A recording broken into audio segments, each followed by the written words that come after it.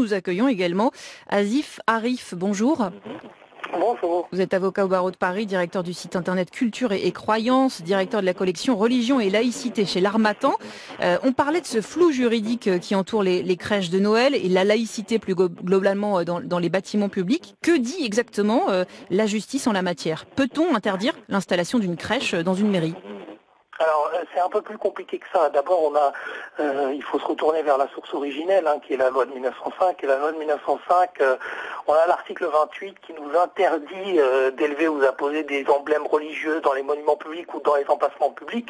Une mairie est considérée comme un emplacement public, mais c'est vrai que dans l'application de l'exception qui peut être valable, une exception culturelle et pas cultuelle, eh bien, dans le cadre de cette exception, on a eu une jurisprudence qui est très divergente puisque on a eu deux arrêts qui ont d'abord des arrêts de première instance du tribunal administratif de Melun et de Nantes qui nous ont rendu des décisions complètement opposées. Un tribunal qui considérait que c'était un emblème religieux alors que l'autre considérait que c'était à caractère culturel. Et ensuite on a eu deux arrêts de la cour de deux cours administratives d'appel différents également, puisque la cour administrative d'appel de Paris, elle considérait que c'est un emblème religieux parce qu'il y a le petit Jésus et que c'est considéré comme un rattachement naturel à la religion catholique. Et on a eu la cour administrative d'appel de Nantes plus récemment qui, elle, a considéré en fait que ce n'était pas aussi simple que ça, c'était pas un emblème religieux et elle s'est fondée sur un ensemble d'éléments d'appréciation. Par exemple, le caractère, la taille de la crèche, sa position ostentatoire, mais encore une fois, toutes ces notions, en fait, sont des notions d'appréciation des juges. Oui, parce que par exemple, à Nantes, on a estimé que comme la crèche était assez petite, finalement, elle pouvait être considérée comme une marque de tradition relative à la fête de Noël.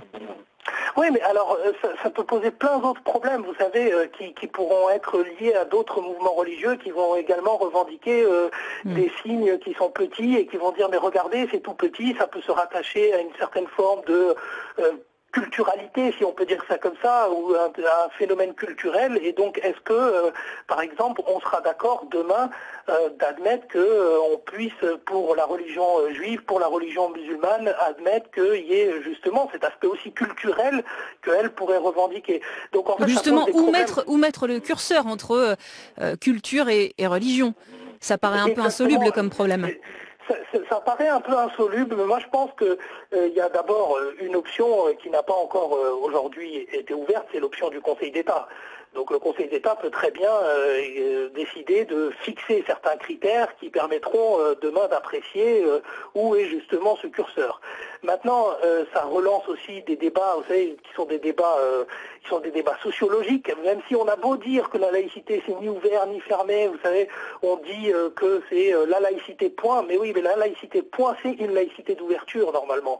Donc c'est comme ça que les grands penseurs l'ont conçu et l'ont conceptualisé, et c'est comme ça que la loi de 1905, en tout cas, est appliquée par le Conseil d'État depuis des années.